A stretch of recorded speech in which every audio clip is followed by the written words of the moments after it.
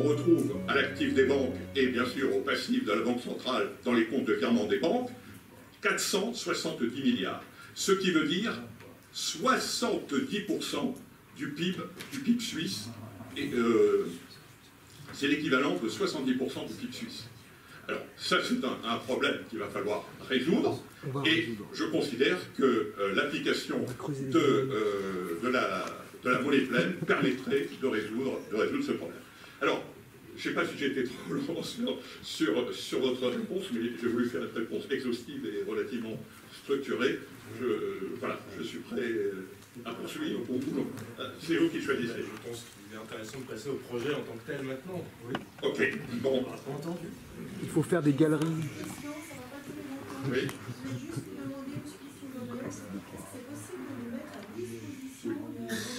J'ai pensé.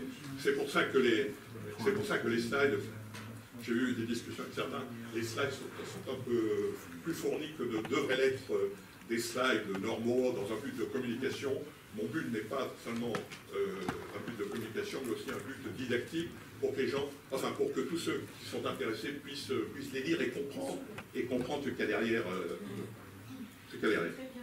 À la fin, vous pourrez prendre, j'ai basé une photocopie de l'exposé de Gonesse et que vous pourrez prendre auprès de Mme Barbier.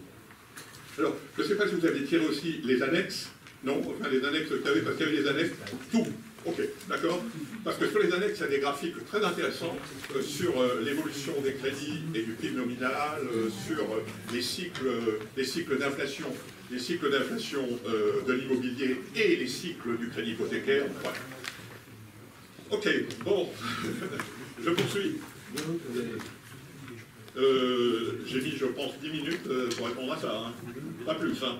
Donc, j'avais fait un exposé global qui normalement tapait sur 25 minutes, donc là, je pense que j'ai utilisé, et je n'ai pas regardé en fait, hein. Je pense que j'ai utilisé à peu près 10 minutes. Donc, là, Là, on est maintenant. Voilà, ok. Alors, la réforme monnaie pleine est en fait dans la droite ligne de cette haute tradition économique, dont je n'ai pas parlé en introduction, puisque je l'ai sauté, qui va en fait de Ricardo jusqu'à Martin Wolf, pour reprendre un titre d'un article récent, Martin Wolf, qui est le Chief Economic Commentator du Financial Times, et qui est un très chaud partisan de la réforme monnaie pleine, de la réforme du 100% monnaie.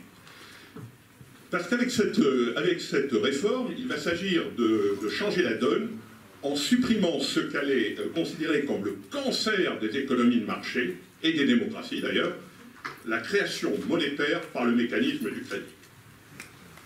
Alors, comme disait M. Gérard tout à l'heure, le concept de monnaie pleine, bon, on l'aime ou on l'aime pas, c'est un concept marketing qui a fait l'objet de beaucoup de cogitations.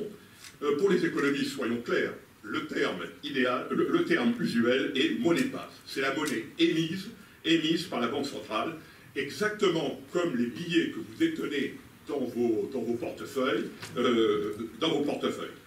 La monnaie électronique pleine, c'est l'équivalent électronique des billets. Hein, je ne peux pas dire autrement. C'est en fait une crypto-monnaie, si je peux dire, une crypto-monnaie émise par la BNS. Et vous pouvez dire, les termes sont équivalents, monnaie pleine égale monnaie de base, égale monnaie BNS, égale billet, plus monnaie électronique. Ah, voilà. Donc, il n'y a aucun mystère là-dedans, c'est de la monnaie de base. Alors, dans la présentation historique de la réforme, il était question, comme vous le savez, de couverture intégrale des dépôts par de la monnaie de base. C'est ce qu'on appelait le 100%, le 100% monnaie d'Irving Fisher. L'apport d'un sociologue d'ailleurs, d'un sociologue allemand et d'un économiste anglais, en 2000, fut de proposer un shortcut en faisant des dépôts à vue de la monnaie de base elle-même, une monnaie électronique émise directement par la Banque centrale. Et d'ailleurs, pour l'émission de cette monnaie, le processus sera absolument identique à celui de l'achat de billets. Le rôle des portefeuilles, de vos portefeuilles, hein, quand je dis portefeuille, c'est ce que vous avez en poche, hein, étant joué par des comptes hors bilan, qui seront gérés, tu peux passer à la prochaine, voilà, par des comptes hors bilan qui seront gérés exactement comme le sont les titres par des conservateurs, des custodians, hein, ce qu'on appelle les custodians. Aujourd'hui, qu'est-ce qui va se dérouler? Les détenteurs de dépôts ordonneront aux banques de virer le montant adéquat sur leur compte, le montant adéquat de dépôt à vue sur leur compte en monnaie électronique. Premier stade. Les banques achèteront cette monnaie auprès de la BNS en utilisant leur liquidité à la BNS. Dans le cas suisse, c'est clair, elles ont 470 milliards de francs suisses, elles vont les utiliser, elles pourraient emprunter, ça c'est le cas le plus général, par exemple dans nos pays, elles pourraient emprunter aussi les fonds nécessaires auprès de la Banque centrale. Et les banques feront le transfert sur les comptes hors bilan. Dans les comptes de la BNS, cela se traduira par un simple transfert de poste à poste, réserve des banques en baisse, augmentation, monnaie électronique en circulation. Si, plutôt que d'acheter de la monnaie électronique, les gens avaient acheté des billets, ça aurait été exactement la même chose, simplement ce qui aurait augmenté, c'est le poste qui existe aujourd'hui dans les bilans, c'est le poste billet en circulation. Voilà. Alors, nous laissons de côté, j'avais éventuellement des bilans, etc. On va laisser de côté pour pas faire trop long. Alors, ce qu'il faut retenir, parce que ça c'est important, c'est quels sont les changements qui sont introduits par ce passage à la monnaie pleine. Eh bien, je veux dire que du point de vue de la pratique des agents économiques, au jour J, il y a peu de changements. Parce que tu peux passer aux deux. Alors, tu sautes les bilans. Voilà. Du point de vue de la pratique des agents économiques, les changements sont extrêmement bénins. Parce que les détenteurs de monnaie électronique vont les utiliser comme ils utilisaient leur dépôt à vue. Les banques, et ça c'est important par rapport à beaucoup d'attaques que nous subissons en Suisse, les banques auront exactement le même portefeuille d'actifs de rendement, c'est-à-dire de crédit d'économie et d'autres actifs, et continueront à œuvrer avec les mêmes clients. Il n'y a aucun changement de ce point de vue-là. Les comptes d'exploitation des banques ne seront pas bouleversés, bien au contraire, dans le cas suisse, puisque même elles s'amélioreront aujourd'hui pour des raisons qu'on pourra expliciter. Quant à la BNS, il n'y a aucun changement, la mutation se résume à un mouvement de poste comptable. Donc, les seuls qui vont beaucoup travailler dans cette période de transition, c'est les informaticiens et les juristes. Au niveau de la pratique des agents, donc des entreprises, etc., il n'y a aucun changement. Elles garderont leur banque, elles demanderont des crédits à leur banque, etc. Il n'y a aucun changement et les banques auront, au niveau de leurs actifs de rendement, exactement le même montant. Simplement, dans le cas des banques suisses, leurs liquidités seront épongées, ce qui en l'occurrence réglera le problème de l'héritage. Par contre, du point de vue du changement, du point de vue du fonctionnement du système, les changements sont radicaux, du point de vue des changements à venir du fonctionnement du système, les changements sont radicaux. Et je vais, avec vous, si le président de la séance m'autorise, peut-être détailler les sept changements fondamentaux. Très vite, hein. Je vais prendre point par point. Voilà, changement structurel 1. Ce changement permet d'immuniser l'immunisation du système contre tout risque systémique. Par construction, et sans aucune adjonction de capital ou quoi que ce soit, il n'y a aucune panique concevable sur les comptes courants des agents économiques. Donc, en toutes circonstances, le système résiste au choc et peut répondre aux impulsions directes de la politique monétaire. Et en conséquence, les autres parties du secteur financier sont aussi globalement protégées par cette stabilité fondamentale du système de paiement. Premier changement structurel. On passe au second. Nous avons une déconnexion des circuits de transaction et de financement. La monnaie en circulation renvoie à l'alimentation du circuit des transactions, d'où résultera le revenu national.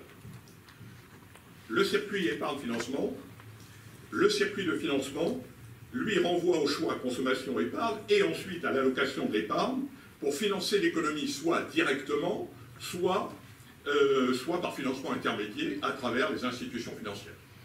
Voilà. Alors, ce qu'il faut retenir, enfin, il faut tout retenir, mais ce qu'il faut retenir ici, c'est que c'est le rôle, au niveau des injections monétaires, c'est la BNS qui va contrôler cette injection monétaire, et on passe au troisième changement structurel. C'est la fin du chantage. Comment? C'est la fin du chantage. Pardon, excusez-moi, je suis un peu dur d'oreille avec l'âge. Bon, troisièmement, donc, le rôle clé de la BNS. Le rôle clé de la BNS, j'ai dit, le seul maître à bord du paquebot suisse. Alors, totalement indépendante, son indépendance sera confirmée par, encore, et affermie par la nouvelle Constitution. La BNS jouera son rôle de chef d'orchestre sur le circuit des transactions avec pour seul objectif maintenir l'économie suisse sur son sentier de croissance optimale le plus élevé possible pour le taux d'inflation désiré.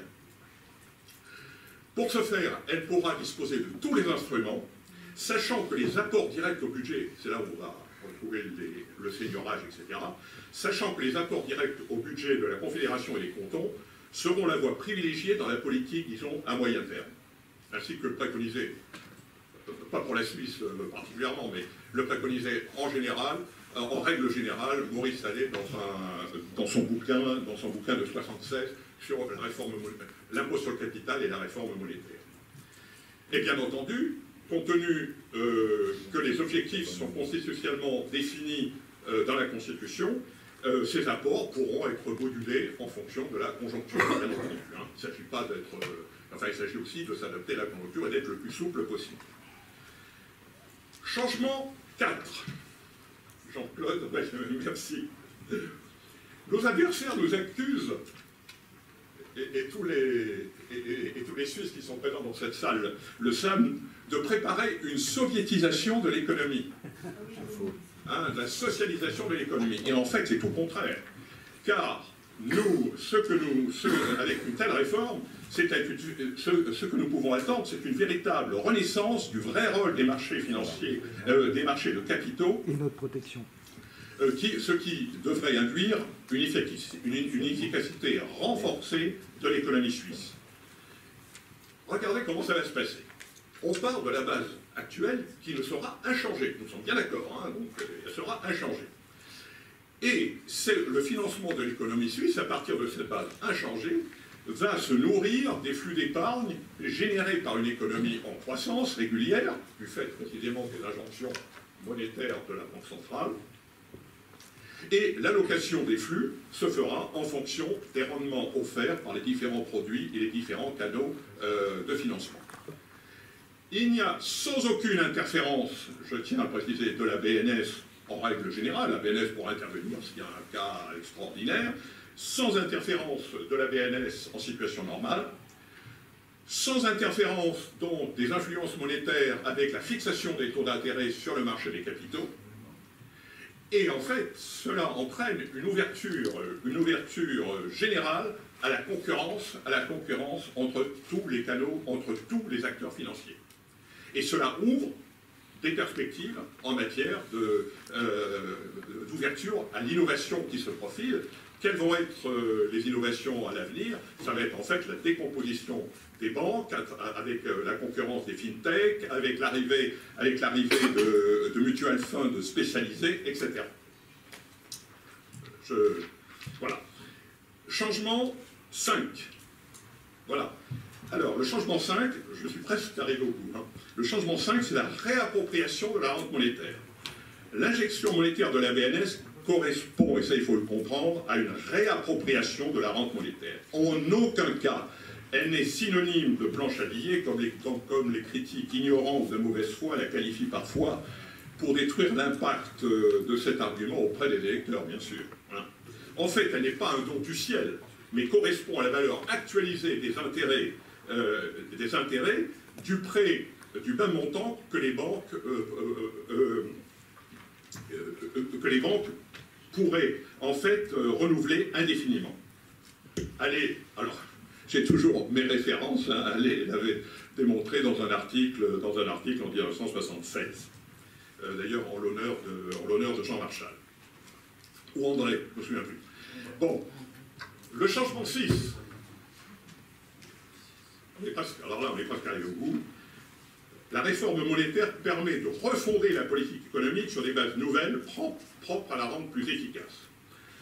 Elle permettra d'agir directement et d'une manière plus précise sur l'équilibre du circuit économique, puisqu'il y a une intervention directe et non pas indirecte à travers les taux d'intérêt, etc.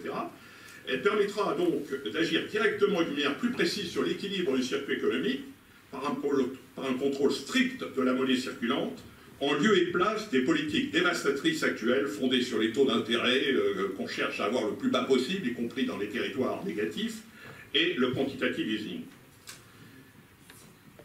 Alors, c'est une politique fondée sur, évidemment, le contrôle de la masse monétaire, mais qui ne peut pas être comparée aux politiques dites monétaristes des années 80. Parce que les politiques monétaristes des années 80 ont essayé d'obtenir le même résultat, mais en contrôlant uniquement la base monétaire, ce qui est impossible dans un système à réserve fractionnaire. Bon.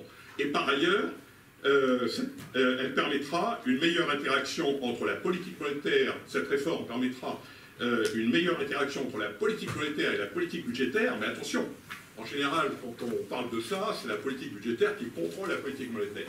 Ici, la filière est inversée. C'est la politique monétaire qui encadre la politique budgétaire, renforçant ainsi l'efficacité de la politique économique. C'est-à-dire que s'il y a une politique, par exemple, de resserrement de la politique monétaire, ça aura immédiatement une influence identique du point de vue de la politique budgétaire.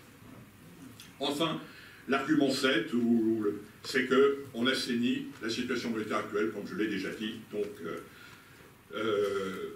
puisque les 470 milliards de francs suisses sont épongés dans la transition, puisqu'il faut bien que les banques, ce qu'on demande aux banques en fait dans la transition, c'est de rembourser leur passif à vue. Elles sont endettées vis-à-vis de vous qui avez des dépôts à vue. Donc comme on dit, les dépôts à vue maintenant vont, sous votre contrôle bien sûr, vont aller dans des comptes hors bilan, ben, il faudra bien qu'elles remboursent leur passif à vue.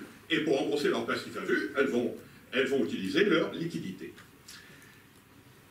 Voilà, donc en conclusion, la conclusion c'est en fait, si nous résumons tous les points que nous venons d'évoquer, je crois que la supériorité du système monnaie pleine sur le système actuel ne devrait faire aucun doute. Bon, il est clair que je ne suis pas un optimiste invétéré, je suis réaliste. Nous faisons face à une mitraille que je ne pouvais imaginer auparavant. Tous les intérêts en place sont face à nous, avec une campagne de désinformation réellement incroyable. Les économistes que je croyais honnêtes défendent des positions qui sont sur le plan économique, défendent des positions qui sont indéfendables. Mais voilà. Bon. Maintenant, on verra. Moi, je crois que le débat maintenant est lancé, et je crois que pour les non-suisses, c'est-à-dire vous tous, nous tous, parce que je ne suis pas suisse, pour les non-suisses, c'est une opportunité formidable hein, de relancer le débat sur le pouvoir de création monétaire et qui doit le détenir.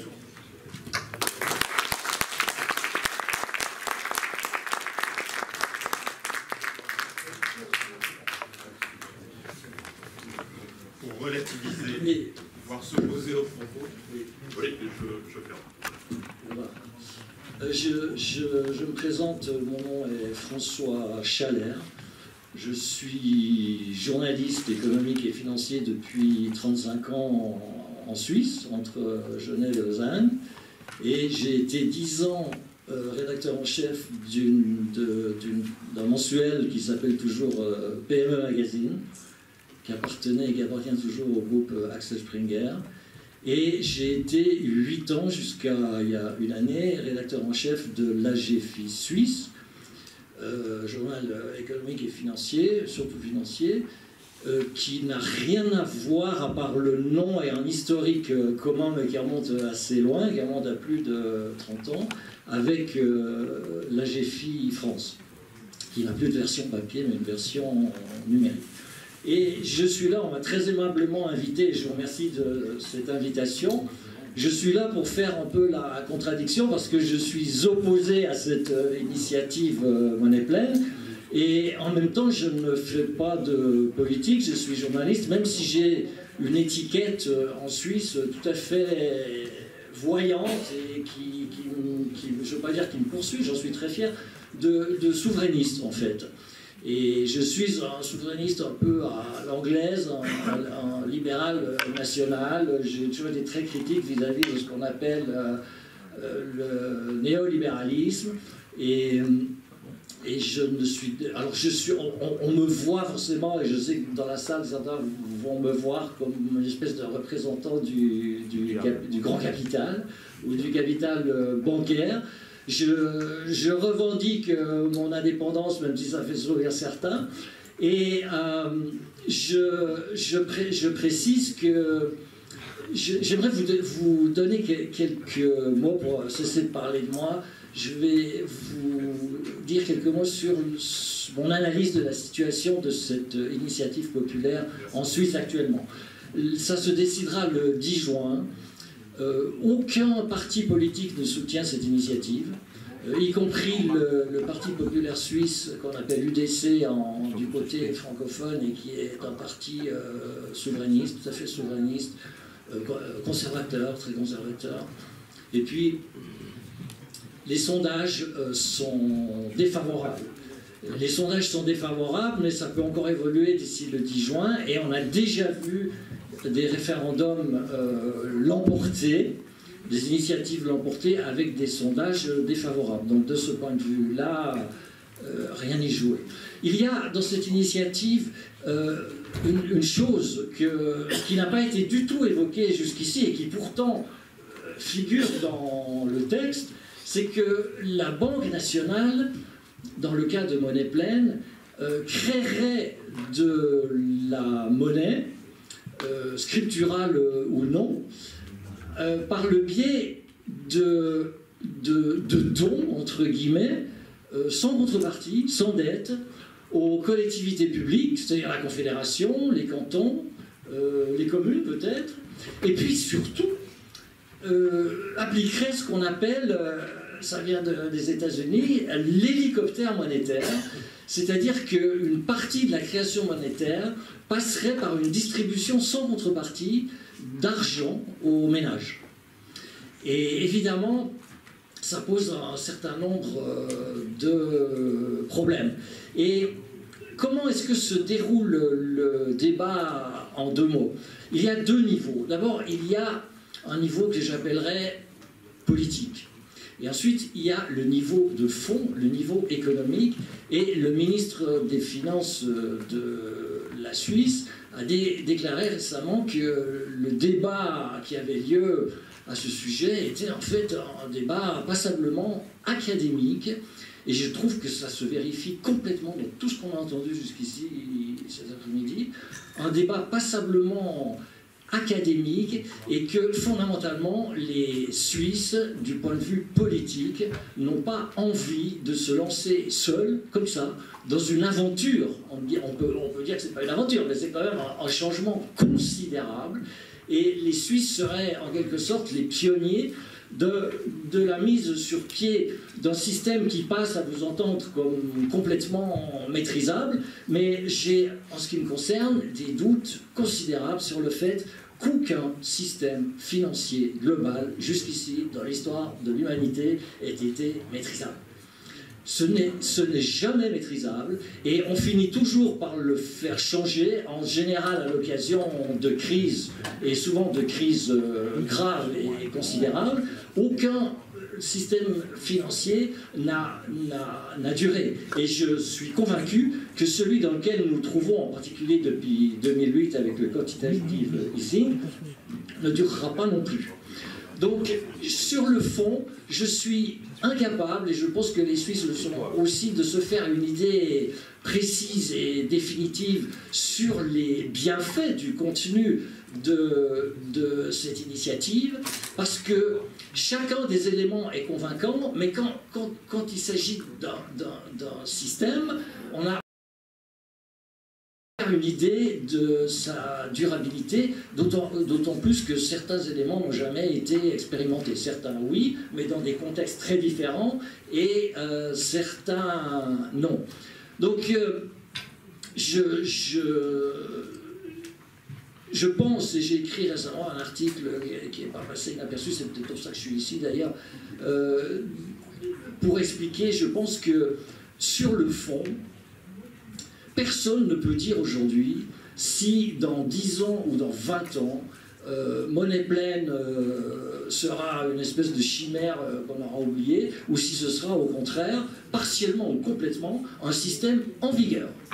Je n'exclus absolument pas la possibilité que tout ce qui a été évoqué aujourd'hui soit mis un jour en place. Ce dont je suis convaincu, c'est que soit ça va se mettre en place sur une très très longue période, élément par élément, soit, ce qui est plus probable, se mettre en place lors d'une crise financière d'une gravité, de l'ampleur de ce qu'on a connu en 2008. Vous savez, avant 2008, la politique des banques centrales, la doctrine en matière de politique monétaire était non seulement très différente, mais en grande partie complètement contraire à ce qui se pratique depuis 2008. Si vous aviez dit avant 2008 à un banquier central que dans quelques mois, quelques années, il allait appliquer ce qu'on appelle aujourd'hui le quantitative easing, il vous aurait dit non, non, jamais de la vie, c'est pas possible. Eh bien, ça c'est quand même fait. Et lorsque des crises d'une importance comme 2008 se produisent, c'est là que les changements de paradigme ont lieu, et ils ont lieu de manière très rapide et un petit peu chaotique, et ensuite ils sont gérés pendant des années et des années. Voilà. Donc, en ce qui me concerne, je pense que le quantitative easing est quelque chose de tout à fait indéfendable, du point de vue académique, du point de vue économique, du point de vue théorique. En réalité, qu'est-ce qu'on a fait? Après, j'en resterai là et on débattra. Qu'est-ce que le quantitative easing a fait, et qu'est-ce que les banques centrales et les gouvernements ont fait depuis 2008? Ils ont injecté des liquidités pour faire renaître, pour reflatter le système financier, les marchés financiers, pour provoquer par effet de richesse un redémarrage de l'économie. Et de ce point de vue-là, on ne peut pas dire que ce soit un échec complet. L'économie mondiale, lentement, mais de manière quand même assez régulière, s'est remise en route, alors qu'elle aurait pu être restée bloquée pendant des années. Voilà, je reste là. Merci. C'est normal, ça marche pas sur la théorie, visuellement. Il y a quelqu'un qui devait être présent aujourd'hui, qui n'a pas pu venir, mais qui a envoyé une vidéo, qui, elle aussi, a un regard assez critique. Il s'agit de Madame Coupet, et qui est professeure d'économie monétaire. Ils l'ont assassiné. De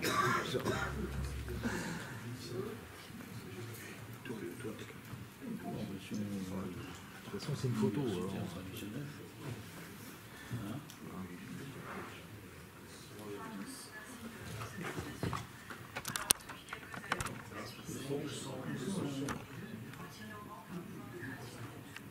La machine, là. Bon, le son, laissez tomber. Elle va passer à d'autres interventions, le temps qu'on règle le problème de son.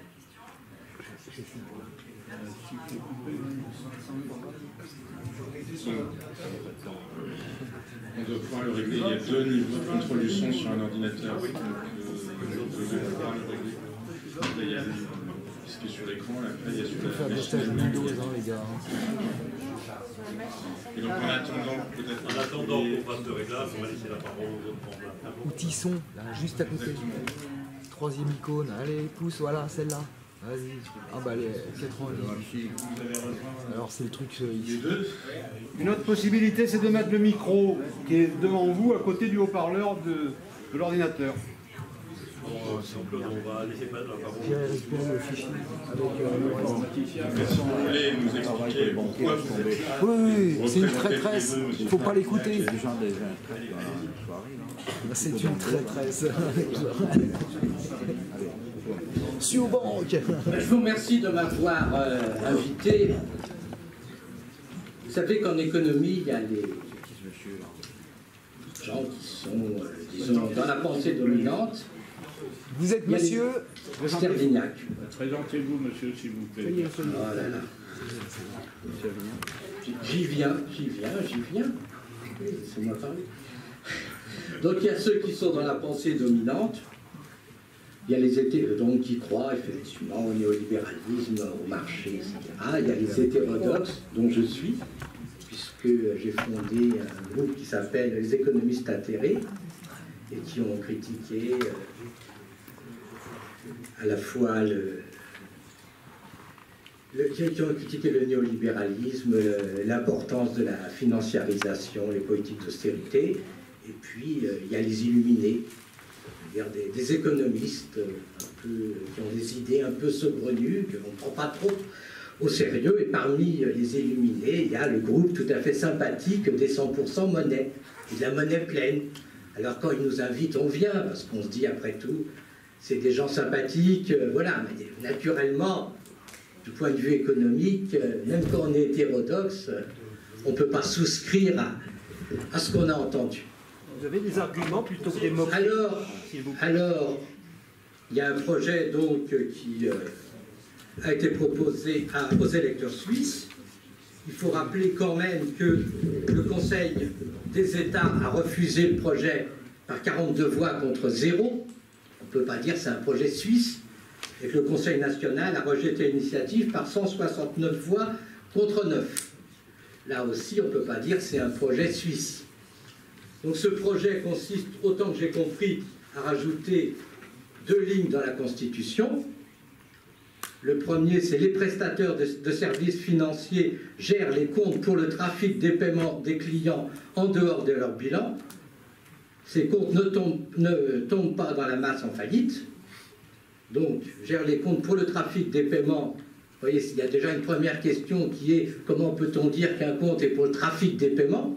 Comment on va distinguer parmi les comptes ce qui est un compte monétaire et ce qui n'est pas un compte monétaire, surtout qu'avec les progrès techniques bientôt, on n'est pas obligé d'avoir beaucoup de dépôts à vue. On peut vivre, si on a un accord avec sa banque, pratiquement sans dépôt à vue. C'est pas grave. Ces comptes ne tombent pas dans la masse en faillite. Il faut rappeler que dans la plupart des pays, dans les pays développés, en France en particulier, il y a quand même 100 000 € de garantie. Donc ça n'apporte pas grand-chose de plus. À 100 000, ça couvre quand même le trafic des paiements, comme ils disent. Et ensuite, il y a une deuxième phrase qui est tout à fait intéressante. Dans le cadre de son mandat légal, la BNS, la Banque nationale de Suisse, met en circulation sans dette l'argent nouvellement émis, et ça par le biais de la Confédération, ou des cantons, ou en l'attribuant directement aux citoyens. Elle peut octroyer aux banques des prêts limités dans le temps. Comme vous savez, tous les prêts sont limités dans le temps, c'est pas grave. Le problème, c'est que la banque, du coup, la banque suisse, n'aura pas les caractéristiques normales d'une banque centrale, c'est-à-dire la capacité à gérer les taux d'intérêt, la capacité à garantir la dette publique, la capacité à garantir les banques, puisque elle n'aura pas d'actifs, puisqu'elle aura tout donné, des cadeaux aux gens, aux cantons, donc ce ne sera pas une banque. C'est quand même un peu saugrenu de dire après tout, on va fonctionner sans banque. Et l'idée... C'est n'importe quoi. L'idée que une banque... C'est un extraterrestre. Donc la Suisse fonctionnerait sans banque centrale, capable de gérer les taux d'intérêt et les garanties nécessaires. À part ça, on a entendu une chose qui est une erreur totale, qui malheureusement a été faite par Maurice Allais, c'est-à-dire l'idée que dans un système à d'abord l'idée qu'on peut séparer la monnaie et l'épargne, l'idée tout à fait saugrenue qu'il y aurait d'un côté l'épargne et puis de l'autre la création monétaire qui viendrait s'ajouter, ce qui peut être vrai bien sûr dans une économie non monétaire, mais dans une économie monétaire ça ne tient pas. Parce qu'au cours de la période, dans une économie monétaire, on n'achète pas avec la production de la période. Ne serait-ce que parce que la production de la période, elle arrive à la fin de la période, et donc il faut bien que le crédit anticipe l'épargne, qu'il anticipe le profit des entreprises, sinon la production ne peut pas être vendue. Donc nécessairement, dans une économie monétaire, il faut du crédit. Et on ne peut pas distinguer arbitrairement, on ne sait pas comment, ce qui serait des dépôts monétaires de dépôts qui seraient de l'épargne. Alors ça, c'est une vieille... Selon quels critères? Selon quels critères on dirait, ben, tel dépôt, le dépôt à vue, ben, c'est de la monnaie, mais qu'est-ce que vous faites des livrets caisse d'épargne? C'est de la monnaie ou c'est pas de la monnaie? Et des livrets de développement durable, c'est de la monnaie ou c'est pas de la monnaie? Et puis on retrouve des idées un peu saugrenues de Halley, malheureusement, qui a été un grand économiste, mais qui a beaucoup de... qui a eu beaucoup d'idées un peu bizarres, en particulier l'idée qu'il serait possible d'avoir un équilibre de l'épargne et de l'investissement dans une économie monétaire qui serait pure, réelle, et qui apparaîtrait si effectivement il n'y avait pas de création monétaire. Bien sûr, on a les partisans de cette thèse oublient complètement le principe de fonctionnement des banques, qui repose quand même sur la loi des grands nombres, qui fait que les banques, avec des dépôts exigibles, peuvent effectivement financer sans problème des crédits à long terme. Vous avez des livrets A, ces livrets A, ben, ils servent à financer des HLM sur des prêts de 30 ans, ça ne vous empêche pas d'aller, si vous avez besoin d'argent, d'aller récupérer votre argent, c'est pas problématique, hein, c'est la transformation, c'est le principe des banques qui permet, heureusement, que nous, en tant que déposants, on veut des dépôts parfaitement liquide, et que ça permet quand même, ça n'empêche pas de financer des projets de long terme grâce à la loi des grands nombres et grâce aussi au fait que les banques une partie du système bancaire est garantie par une banque centrale. Et pourquoi la banque centrale peut faire cette garantie? C'est parce que la banque centrale n'utilise pas son argent à jet continu pour donner au canton, donner à l'État, donner aux plus pauvres. Certes, on peut souhaiter donner aux plus pauvres, on peut souhaiter ou non avoir un revenu universel, mais c'est de la politique budgétaire, c'est pas de la politique monétaire. Et à partir de 1973, en France par exemple, quand effectivement, à la suite de différents événements, le bilan de la Banque centrale s'est réduit, tandis que les dettes de l'État ont augmenté parce qu'en 1973, il y a eu la crise pétrolière. Naturellement, il n'était plus possible à la Banque centrale de financer à taux zéro l'État parce que la Banque centrale avait comme mission de conserver des réserves pour être capable d'intervenir s'il fallait garantir les banques ou garantir les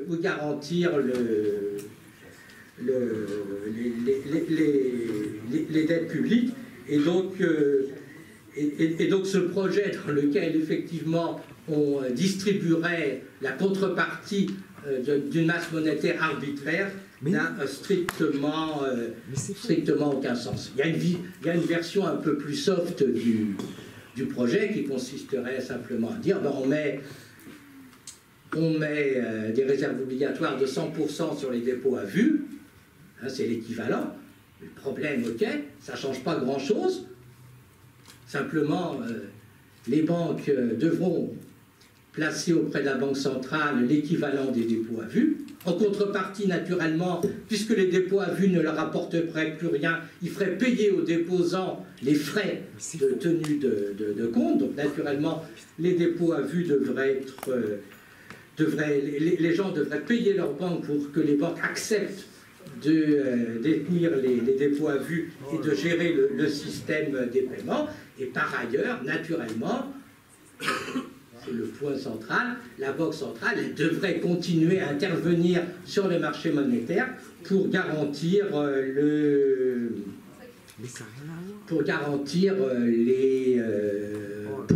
fixer les taux d'intérêt et pour se faire à sa mission principale qui est, dans une économie monétaire, il n'y a pas d'ajustement, il n'y a aucun mécanisme automatique qui permet de faire que l'offre est égale à la demande. On ne peut pas, dans une économie monétaire, du jour au lendemain, quelqu'un qui a un dépôt bancaire peut aller le dépenser. Quelqu'un qui a reçu un salaire, il choisit soit de le dépenser, soit de l'épargner. Et donc, tout à fait naturellement, c'est à la Banque centrale de gérer les taux d'intérêt et les conditions du crédit pour que la demande s'ajuste à peu près à la production.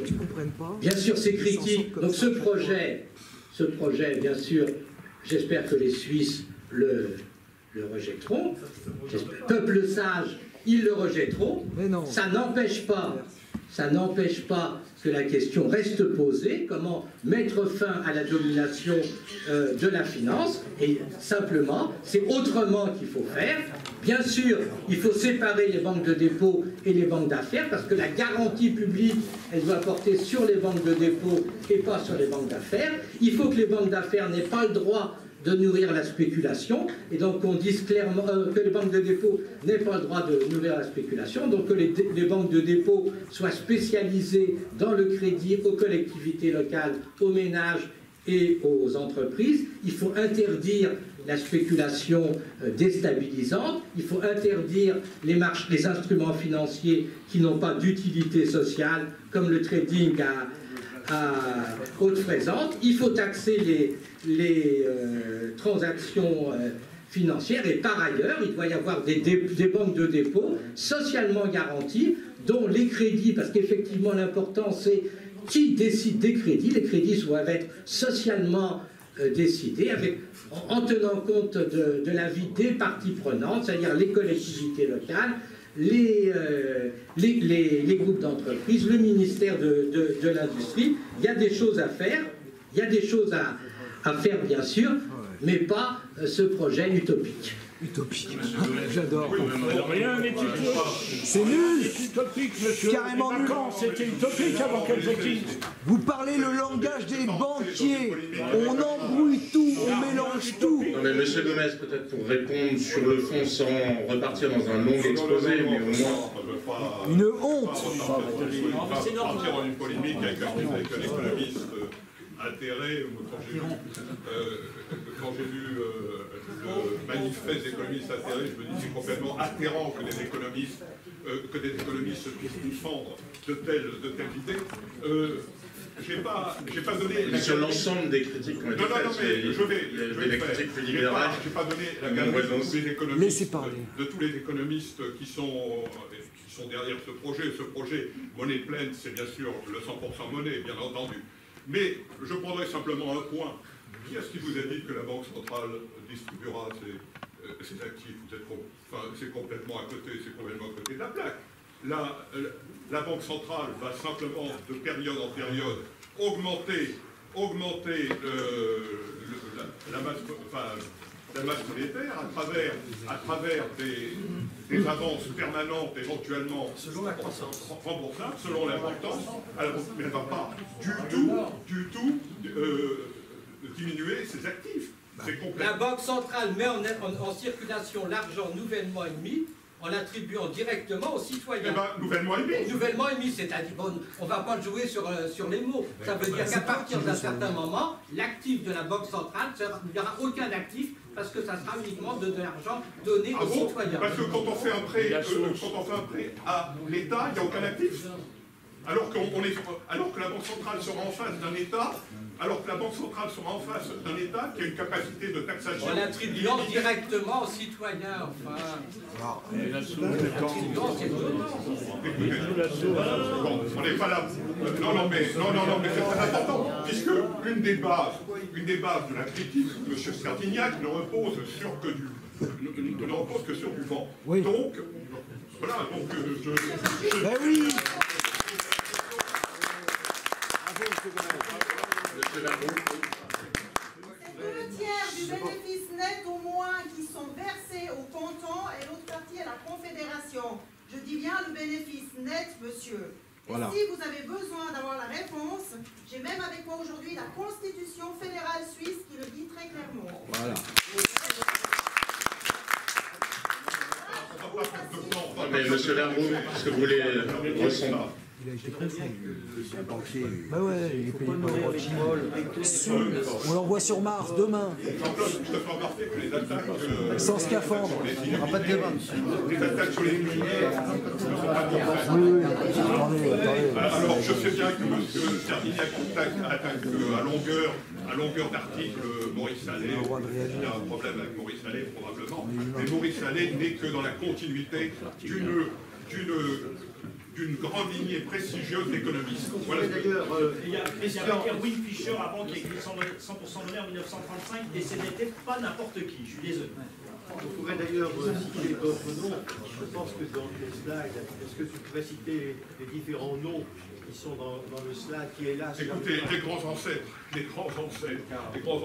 c'est fondamentalement, c'est Ricardo, alors les ancêtres, hein, Ricardo, Léon Walras, bon, Mises, c'est un peu plus tard, mais c'est 1920, Mises. Ensuite, on a Frank Knight, Henry Simons, Jacob Wiener, pour le XXe siècle, enfin pour l'économiste, Milton Friedman, prix Nobel, Stigler, prix Nobel, comment il s'appelle, Ayman Minsky, qui n'a pas eu le prix Nobel, mais qui est quand même... j'ose pas dire Tobin, mais Tobin lui-même, avec le narrow banking, a approché. Maurice Allais, prix Nobel 88.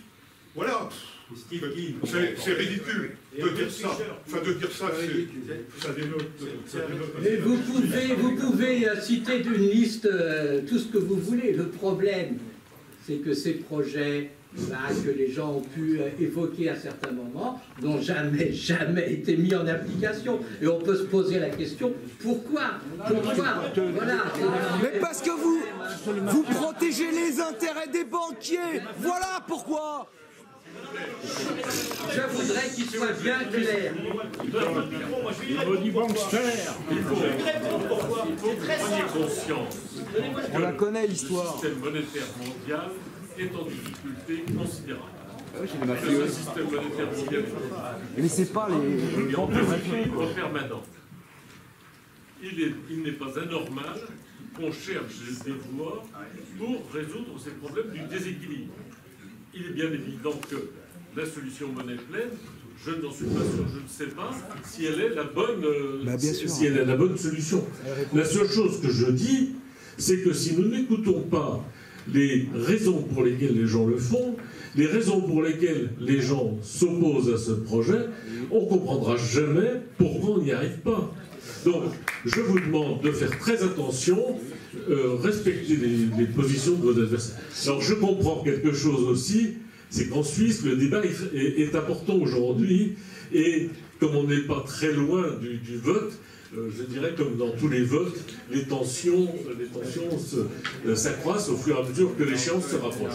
Oui, mais si vous permettez on vous a demandé de venir justement pour pouvoir présenter ces éléments. Si vous permettez, en tant qu'opposant à cette initiative, je trouve, alors moi je ne parle pas d'illumination, je trouve que ce débat qui existe, qui est récurrent, qui existe depuis très longtemps, comme ça vient d'être mentionné, même si les auteurs que vous mentionnez ont parlé de ce dont on parle dans des contextes complètement différents. Donc c'est très difficile de le recontextualiser quand même. Mais je pense que ce débat, en tout cas qui a lieu en Suisse et dans le monde entier, il y a une certaine attention sur ce débat qui a lieu en Suisse. Oui, mais en Angleterre et en Allemagne, d'accord, voilà. Mais je pense, oui, d'accord, mais je pense, quelle que soit l'issue, je pense que j'ai une conviction, excusez-moi, que l'issue sera négative et que cette initiative ne va pas passer. Je pense en revanche qu'elle aura été utile, parce que, encore une fois, on va se retrouver, je parle du monde, hein, modestement, on va se retrouver à un certain moment avec un problème extrêmement grave et extrêmement urgent à résoudre, de type 2008, même si ce sera certainement un peu différent. Et à ce moment-là, le fait que ce débat ait eu lieu va permettre de mettre dans l'urgence, en pratique, des solutions qui se seront peut-être inspirées de ce dont nous parlons aujourd'hui. Donc je pense que ce n'est pas du tout un débat inutile, même s'il peut paraître sortir de nulle part, hein, politiquement. Je pense que de toute manière, c'est un débat très utile. On prépare peut-être des armes pour résoudre un problème à l'avenir. Cet échange montre à quel point nous avons eu raison d'organiser ce débat, je pense. Mais avant de donner la parole à la salle, sachez quand même qu'il y a un intervenant qui ne s'est pas exprimé et je voudrais que de manière apaisée, on l'écoute. Merci Jean. C'est très gentil, Jean-Claude. Pardon oui, Jean Bon. Voilà. On a vraiment l'impression d'être à l'Assemblée nationale. C'est vif, mais pour apaiser l'atmosphère, je constate qu'il y a quand même un accord absolument unanime entre les différents orateurs et la salle, c'est la critique de la financiarisation. Et bien sûr, M. Sterbutin qui le dit depuis des années et des années. Dans la liste des auteurs qu'on a évoqués tout à l'heure, moi, il y a un nom qui n'a pas été cité, c'est celui de Jacques Rueff. L'âge de l'inflation, il visait aussi bien l'inflation des biens et services que l'inflation des actifs, les faux droits de paiement, etc. Donc on a récemment, enfin moi, donc je devrais commencer par me présenter, mais je vais quand même poursuivre ma phrase pour vous dire que Michel Aglietta également avait fait dans les années 2000, y compris à la veille de la crise de 2000, une critique très très forte de la financiarisation. Donc je pense que cette critique, effectivement, comme ça vient d'être dit, elle est faite sur tous les bancs, avec plus ou moins de vivacité, de la politique et de l'économie, du monde académique. Il y a des solutions divergentes, mais tout l'intérêt, c'est naturellement d'échanger. Donc moi, je vais vous apporter, là, en quelques minutes, mon expérience de terrain, j'allais dire. J'ai été pendant 37 ans banquier d'affaires, je suis désolé, j'espère ne pas ranimer les débats.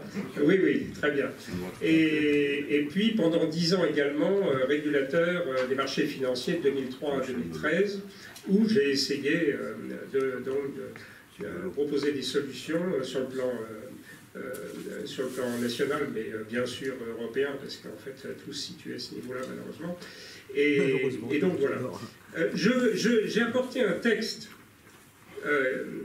qui est d'une actualité extraordinaire, qui date de quelques mois avant la crise de 29. C'est un texte que j'ai retrouvé dans le rapport annuel de la banque, la Federal Reserve de New York, donc la banque centrale à l'époque américaine, la Fed. Ce texte a été écrit en février 29. Je vous lis ces 3 lignes. De nombreuses années d'expérience ont montré que les augmentations de crédit au-delà des besoins de l'économie conduisent normalement à des résultats malheureux, à des excès spéculatifs, à des hausses de prix, à des bulles qui se terminent dans la dépression. C'était donc quelques mois avant le mois d'octobre 29. Et je trouve que ce texte est saisissant parce que on sent que les membres du Conseil de politique monétaire, à l'époque, réalisent avec effroi qu'ils ont augmenté les taux d'intérêt beaucoup trop tard. En réalité, les taux d'intérêt ont été augmentés à partir de 28-29. Pourquoi? Parce que l'inflation était parfaitement maîtrisée dans les années 20. Et donc, ils en avaient conclu qu'on pouvait continuer à maintenir des taux d'intérêt bas. Et il en est résulté ce qu'on évoquait tout à l'heure. Alors, moi je voudrais d'abord vous dire pourquoi est-ce qu'à mon avis le sujet aujourd'hui du 100% monnaie revient à l'actualité. C'est à mon avis pour deux raisons. Une première qui vient d'être évoquée, c'est le fait de la financiarisation excessive. Je pense personnellement qu'il y en a une deuxième dont on ne parle pas, c'est le fait que dans les textes, surtout européens, parce que les Américains ont été beaucoup plus souples dans leurs réformes, on a dit qu'on allait, c'est ce qu'on appelle les textes de résolution bancaire. Qu'est-ce qu'on fait quand une banque est en difficulté? Eh bien, on prévoit de mettre en jeu les dépôts, c'est-à-dire pas simplement les actionnaires, ce qui est complètement normal, pas simplement des obligations structurées, ce qui est parfaitement normal, parce que les gens, comme ils sont mieux rémunérés, ils prennent des risques supplémentaires, mais également les dépôts. Je pense personnellement que cette disposition est systémique.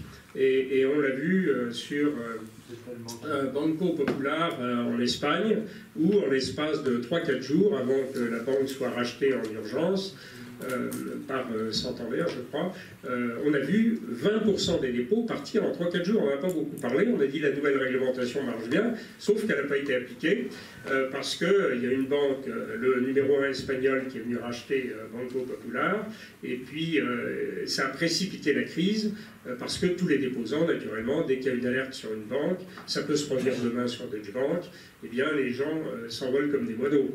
Voilà. Alors, je voudrais très rapidement vous dire en quelques points quels sont les doutes, moi, que j'ai sur la monnaie. J'ai pas de point de vue tranché, j'ai simplement l'expérience du banquier de terrain, puis de celui qui s'est intéressé à l'économie. D'ailleurs, je vous dirais que moi je trouve que ça me rappelle un petit peu le débat sur les talons or. Parce que personnellement, moi je suis très favorable à les talons or, mais je pense que ce système était parfaitement adaptable, enfin susceptible d'être adopté dans les années 60, parce que les déséquilibres des balances des paiements étaient tout à fait minimes, celui des États-Unis commençait à se creuser, mais que dans les années 80, c'était impossible, comme ça l'avait été dans les années 30, et que le risque, c'était un effet dépressif. Donc, mais le débat est un peu le même, parce que sur le plan de la théorie, c'est séduisant. Le problème, c'est de savoir si on peut l'implémenter tel qu'il est prévu.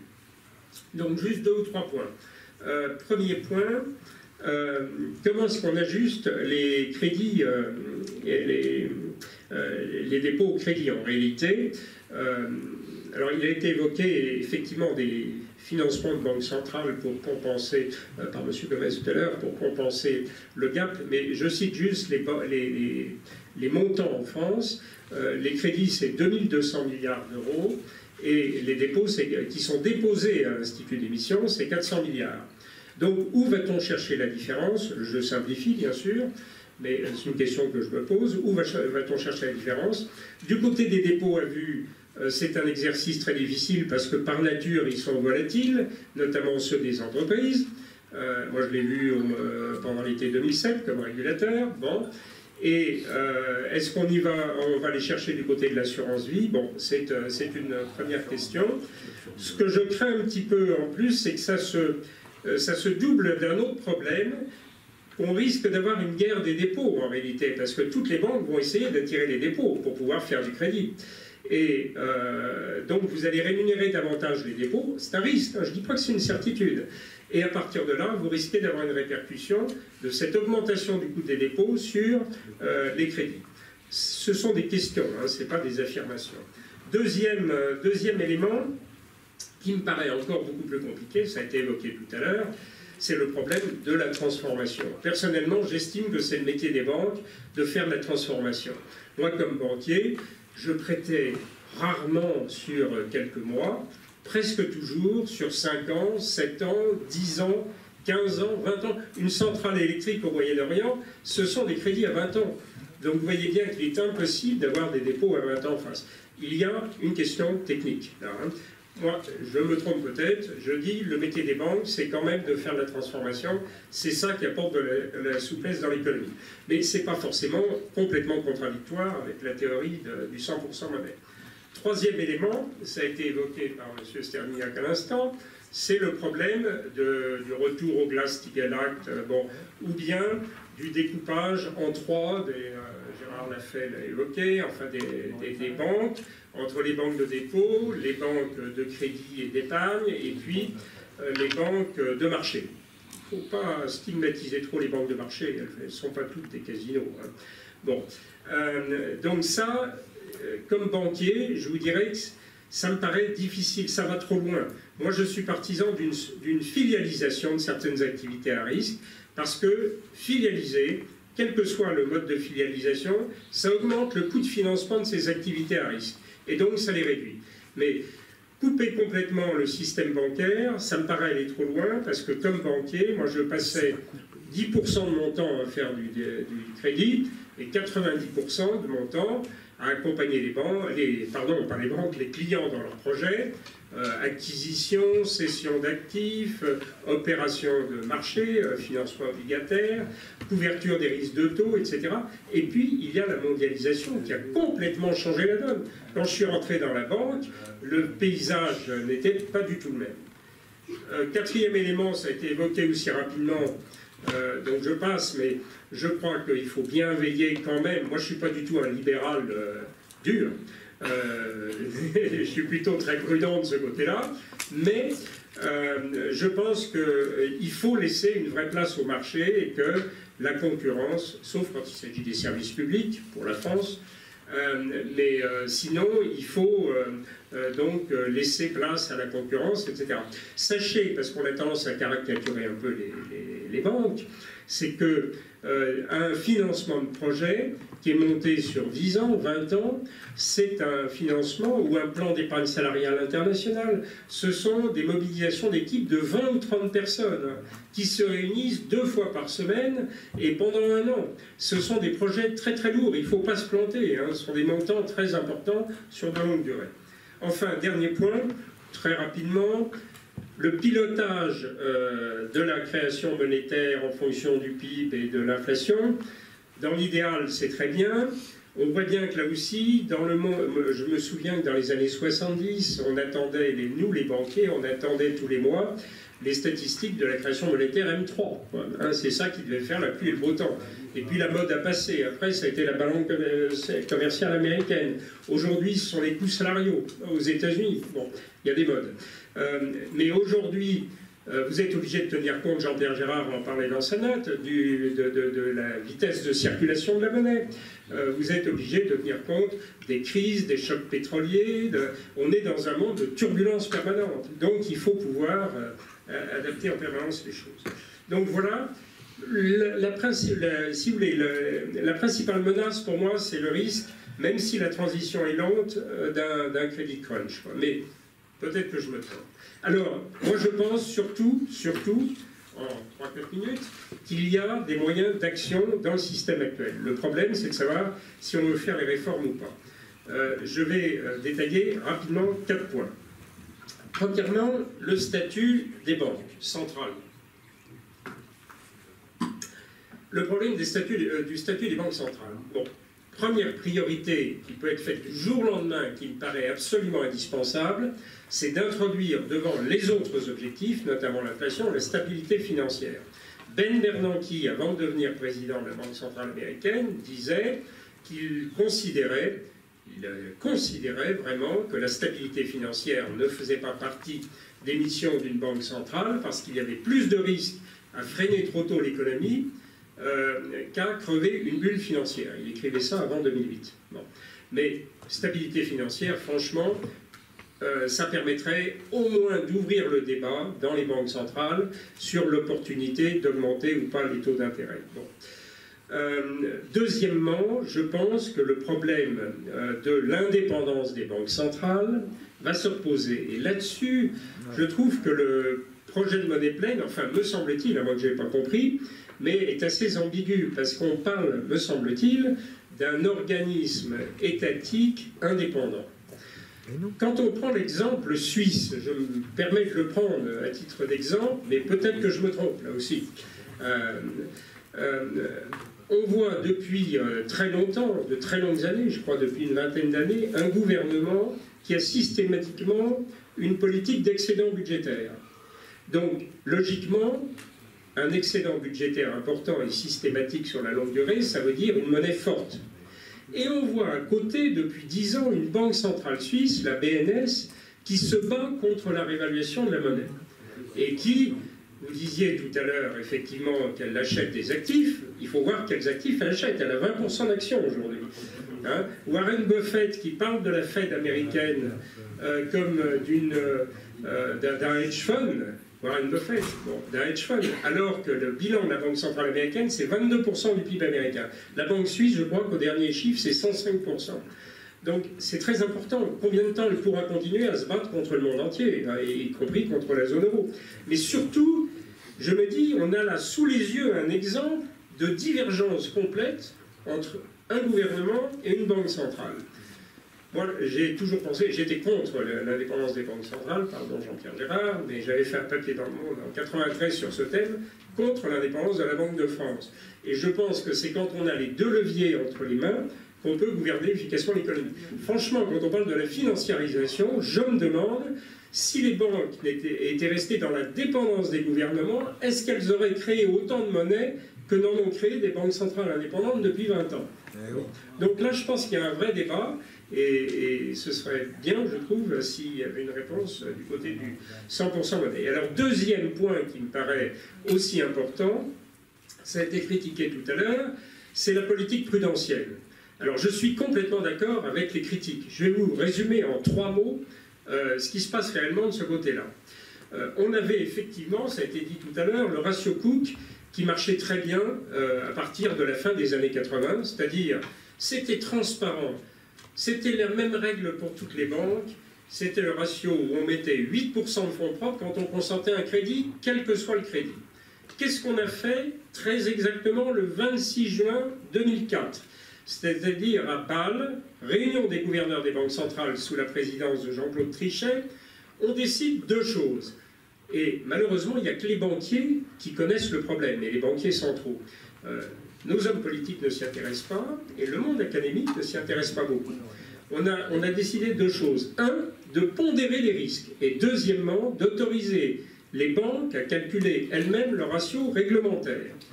Alors, moi je peux vous dire que comme banquier de terrain, je travaillais avec les entreprises du CAC 40 à l'époque, entre 2005 et 2008, j'ai pu faire 4 à 5 fois plus de crédits à des grands groupes du CAC 40. Et entre des groupes très très bien notés du CAC 40 et des groupes moins bien notés du CAC 40, mais toujours dans le CAC 40, il y avait des écarts de 1 à 3. Vous avez donc par là introduit un biais inégalitaire dans l'allocation des ressources, ce qui va très très loin. Et les banques américaines font pareil.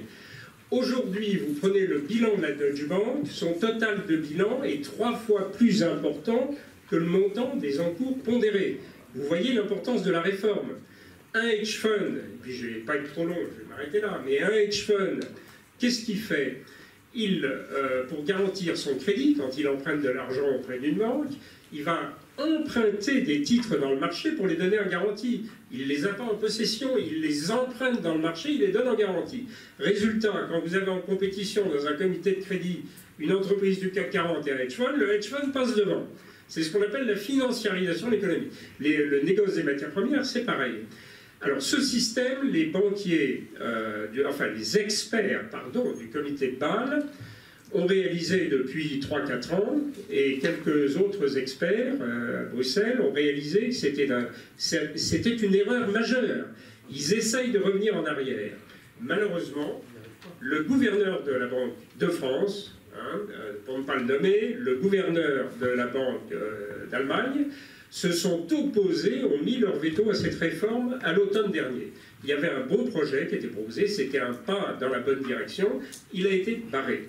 Il y a un projet pour 2028, c'est vous dire, d'ici là, tout le monde aura changé de place, et puis il ne modifie, mais vraiment que de l'épaisseur du trait, le fonctionnement des choses. Donc là, je rappelle ce que c'est que la création monétaire. Qu'est-ce que c'est? C'est en fait, au niveau des banques commerciales, Dès qu'on consent un crédit, on crée de la monnaie. Au niveau des banques centrales depuis 10 ans, quantitative easing, on fait marcher la planche à billets. Les banques centrales créent elles-mêmes de la monnaie. Mais il faut toujours se souvenir que c'est la banque centrale qui autorise ou non la création monétaire. Les banques commerciales, elles ne créent de la monnaie que si on les autorise à travers la politique des taux d'intérêt, à travers la politique prudentielle. Je reviens à ce qui s'est passé avec la révolution prudentielle de 2004. En zone euro, en 4 ans, plus 40% de création monétaire des banques commerciales. Donc, vous voyez, il y a un lien immédiat. Donc moi, ce pourquoi je me bats modestement, mais ça fait pendant 10 ans, et puis le monde politique ne s'intéresse pas du tout à ça. Mais c'est qu'on revienne à un système à la main du régulateur standardisé, avec des écarts très réduits en fonction de la qualité du risque, qu'on introduise un petit peu la qualité du risque dans le système, ça peut paraître normal, qu'on le fasse de manière complètement outrancière, ce qui aboutit à l'accélération de la financiarisation, eh bien, ça me paraît très grave. Je termine avec 2 points. Je crois que dans tout ça, quand on parle de la financiarisation, il ne faut pas oublier le fonctionnement des marchés financiers. Moi, j'ai la conviction, ce n'est pas le sujet d'aujourd'hui, j'en parle pas, mais qu'avec une dizaine de réformes, on peut modifier beaucoup le problème des produits dérivés, le problème du trading à haute fréquence qui a été évoqué, le problème des hedge funds. Hedge funds, il faudrait faire 2 choses, juste imposer. Moi, je me suis battu avec les parlementaires européens en 2010 là-dessus, et ça a été très vite balayé parce que le rapporteur des hedge funds, Jean-Paul Gauzès, qui est un homme tout à fait remarquable, qui a vraiment fait son boulot, il a été obligé de recevoir 200 lobbies. Hein. Il était rapporteur pour le Parlement européen. Il aurait suffi de fixer une limite à l'effet de levier. Et deuxièmement, on parle toujours de la dénonciation des paradis fiscaux, des territoires offshore. Eh bien, en réalité, ils sont tous, sans exception, domiciliés dans les paradis fiscaux. Ah oui. C'est officiel, c'est sur le site des régulateurs anglais et américains. Donc, et tous les hedge funds sont là-bas. Il suffirait de dire, eh bien, les hedge funds, au lieu d'être domiciliés sur les plages des Caraïbes, ils doivent être domiciliés là où les gérants exercent leur métier, c'est-à-dire à Londres, New York ou Chicago. Voilà. Donc on peut faire des réformes, le problème c'est que le pouvoir politique, encore une fois, non seulement ne fait pas des réformes, mais ne connaît pas les problèmes parce qu'il ne s'y intéresse pas. Je suis désolé de tenir de tels propos de parlementaire. Bon. Et merci pour la part de vérité. Et voilà, donc moi je rejoins en tout cas tout ce qui a été dit sur la financiarisation excessive. Moi je suis un adversaire de cette financiarisation, bien que ayant beaucoup aimé mon métier. Mais je pense que ce qui est dramatique, c'est un engrenage de la mort, en quelque sorte. C'est-à-dire qu'on parlait de la corrélation entre la dette et d'autres facteurs, etc. Moi, je pense que depuis 20 ans, il y a une corrélation totale entre la dette et les crises financières. Pourquoi? Parce qu'à chaque crise financière, eh bien, on injecte de la dépense publique parce qu'il faut redonner un peu le moral aux gens et puis redonner confiance dans les marchés, pas que tout s'effondre. Deuxièmement, les banques centrales maintiennent des taux à 0, mais au lieu de le faire pendant 2 ou 3 ans, ils le font maintenant pendant 8 ans. Et au bout d'un moment, par la dette privée, la nouvelle crise arrive. C'est presque toujours par la dette privée. Et à ce moment-là, rebelote. Aujourd'hui, la dette privée, reprenez les chiffres de l'automne du FMI, elle atteint des niveaux extravagants. Extravagants. Donc, c'est un engrenage absolument redoutable. Et je crois qu'avec M. Sterlignac, on est en plein accord, n'est-ce pas, pour dénoncer tous ces excès de la finance. Bon, voilà ce que je voulais dire, j'étais un peu plus long.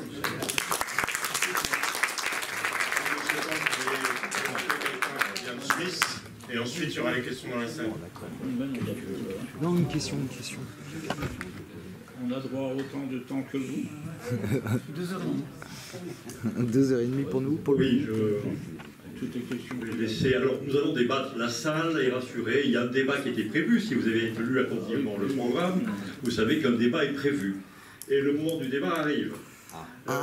Et donc, nous avons une personne qui est venue spécialement de Suisse. Il y en a 2.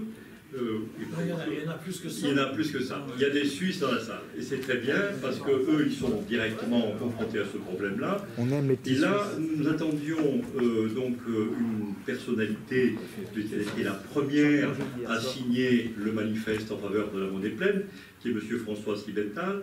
Mais il n'a pas pu venir. Vous savez que quand même notre conférence a été très largement handicapé par les grèves circulaires des avions et des trains. Et donc, M. Simental n'a pas pu venir. Et moi, je suis venu en voiture. Et vous êtes venu en voiture. Très bien. Et là, nous avons un autre sujet helvétique qui voudrait parler quelques mots. Il s'agit de M. Bernard Dugas, puisque M. Simental n'a pas pu venir. Je lui laisse la parole et peut-être le micro.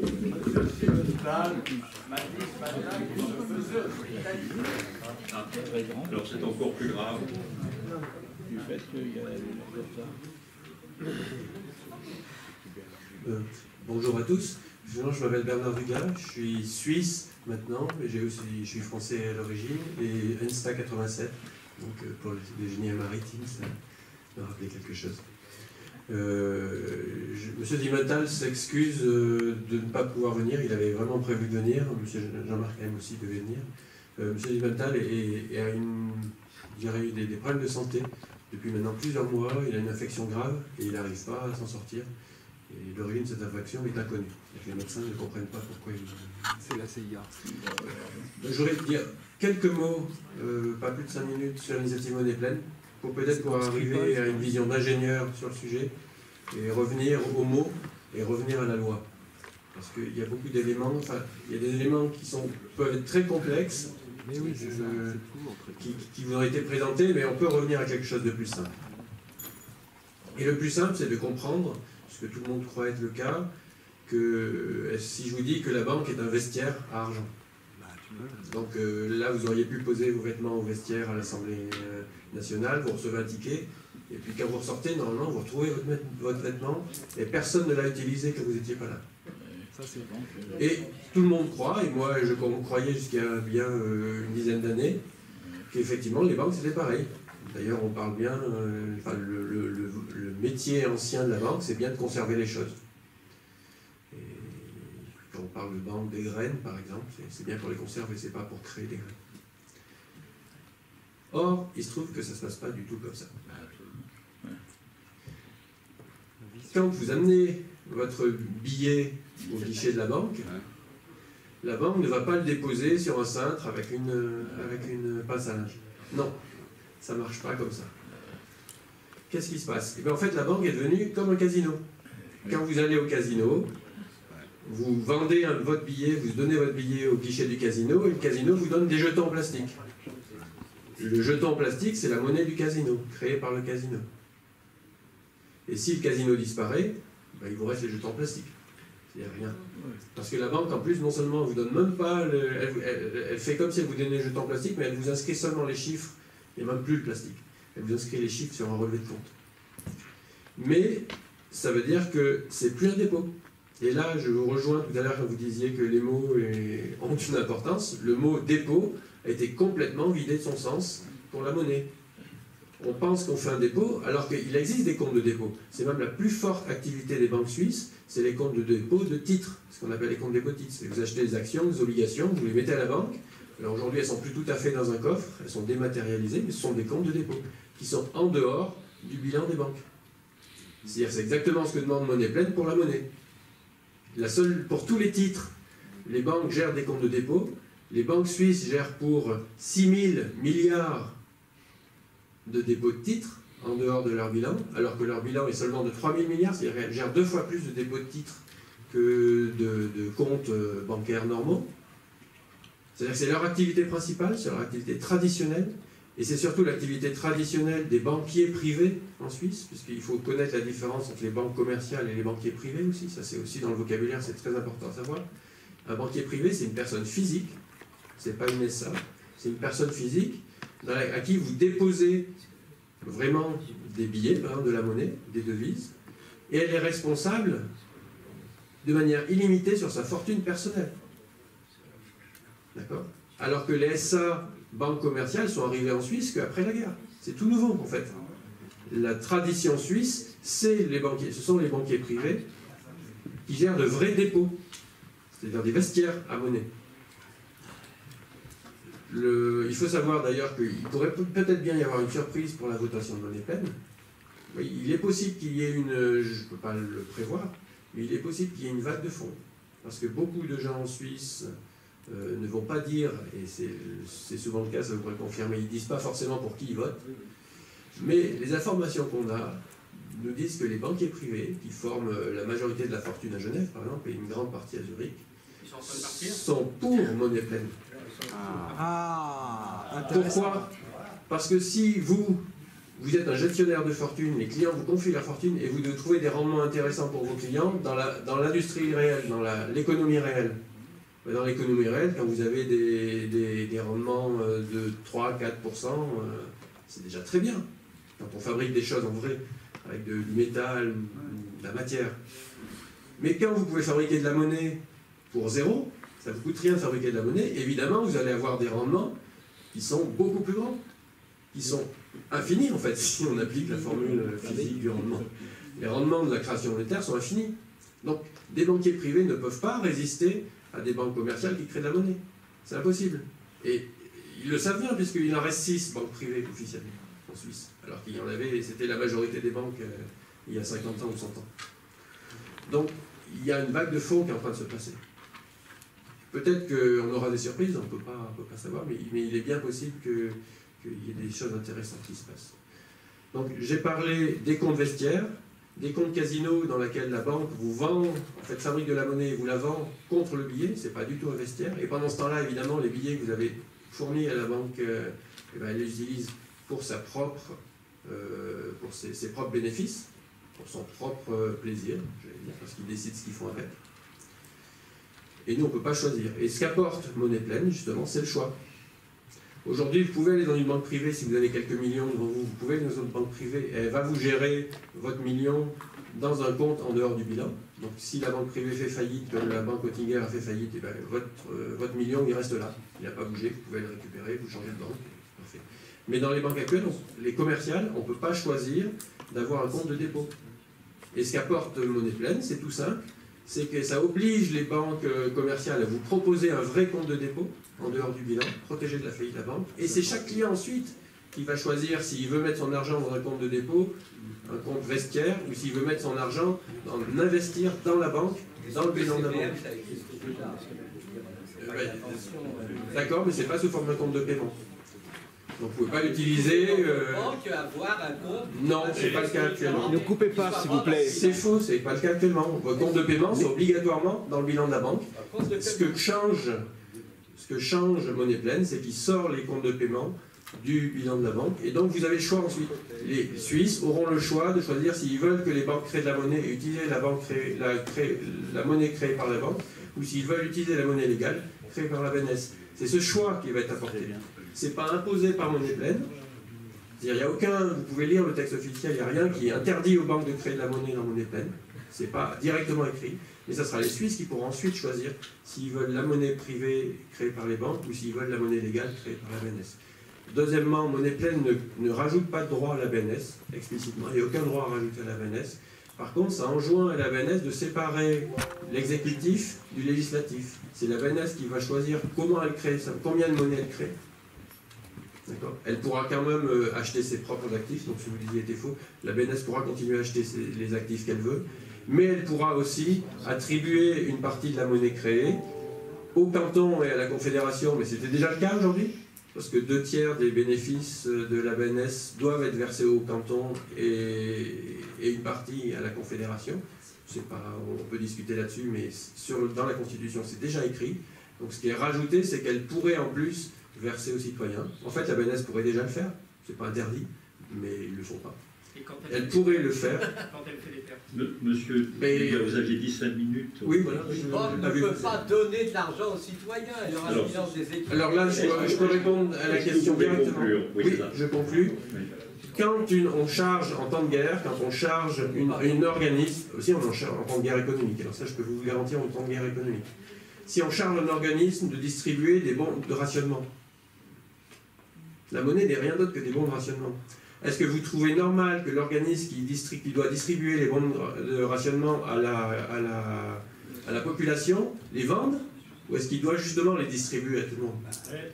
Si si l'organisme qui est chargé de créer la monnaie, c'est-à-dire les bons de rationnement pour la population, les vend à la population, Et ben, en fait, c'est un détournement. Donc toute la question de base, alors, il faut revenir à des concepts simples. Voilà. Merci beaucoup. Monsieur.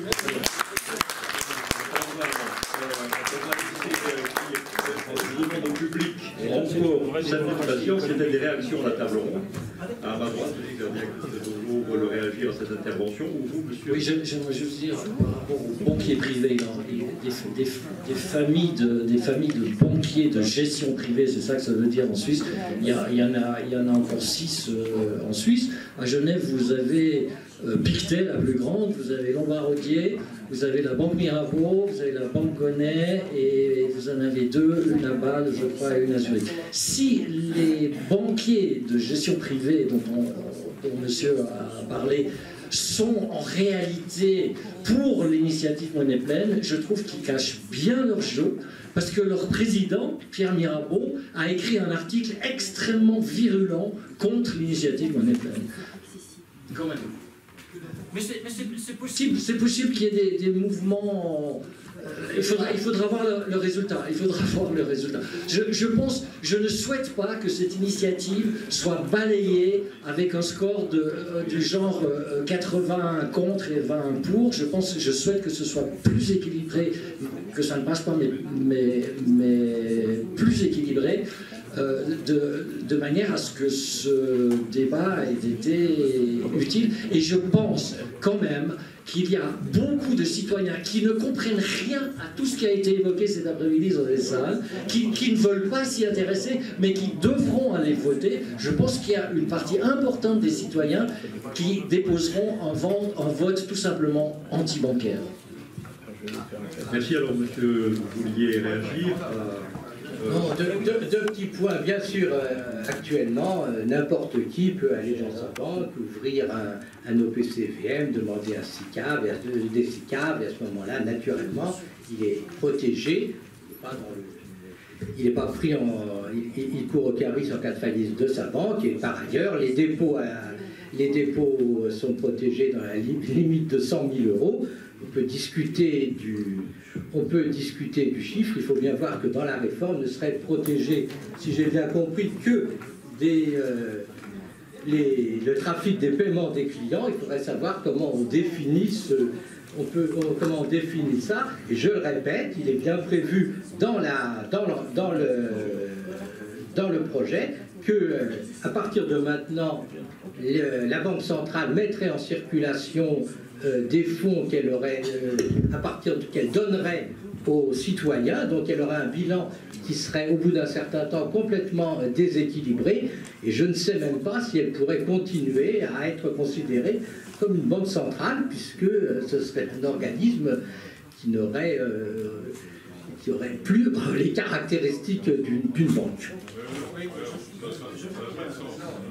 Je veux bien... C'est probablement une mauvaise traduction, une mauvaise interprétation, c'est tout. Non, mais dans le texte, il est bien marqué, il le met en circulation sans dette. Sans dette, ça veut dire qu'on le donne. Donc, elle n'aurait plus d'actifs. Alors, oui, monsieur Serniac, il faut savoir écouter quand même les bonnes interventions.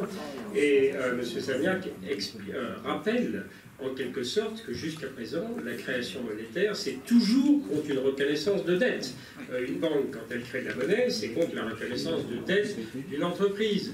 Une banque centrale, lorsqu'elle pratique le QI, c'est contre une reconnaissance de dette de l'État. À partir du moment où on envisage de donner l'argent, ça se traduit comptablement. Moi, j'ai posé la question à l'Académie de la comptabilité, n'est-ce pas, parce que j'ai eu l'occasion d'aller plancher devant eux, et je leur ai dit, est-ce que vous êtes contre ce raisonnement? Mais à partir du moment où c'est un don, obligatoirement, ça vient s'imputer sur les fonds propres. Vous n'avez pas le choix. Alors on peut dire une banque centrale peut se permettre d'avoir une situation nette négative. Certains le disent. Je crois que Jean-Claude Verbroek le dit. D'une banque centrale. Ben voilà. Mais au bout d'un moment, quand même, regardez. Non mais mon opinion est légitime, Jean-Claude. Qui va se poser dans quelques jours si effectivement l'Italie dit 250 milliards abandonnés. Oui. Ces 250 milliards abandonnés, ça va toucher essentiellement la banque centrale allemande. Oh. Et c'est pas un problème par le biais de Target. Mais de fait, quand on est allemand, une banque centrale, c'est une entreprise communaux. Mais c'est pas vrai. c'est un prêteur en dernier ressort. Et je suis bien d'accord. Je suis tout à fait d'accord avec cette théorie économique, mais comptablement, il faut quand même passer des écritures.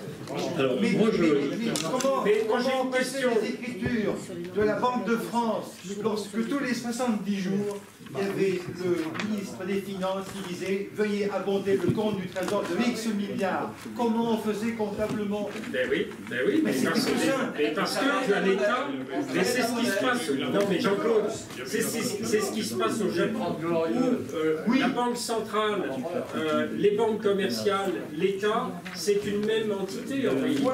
Mais voilà, mais en zone euro, c'est pas du tout le cas. Parce que pour augmenter le capital de la BCE, il faut l'unanimité des 18 États. Et j'aimerais qu'il y ait un débat là-dessus, parce que tant qu'on n'aborde pas ces questions de fond, est-ce que vous voulez pas Je pense qu'il faut passer la parole au public. Merci. Le public, si vous voulez.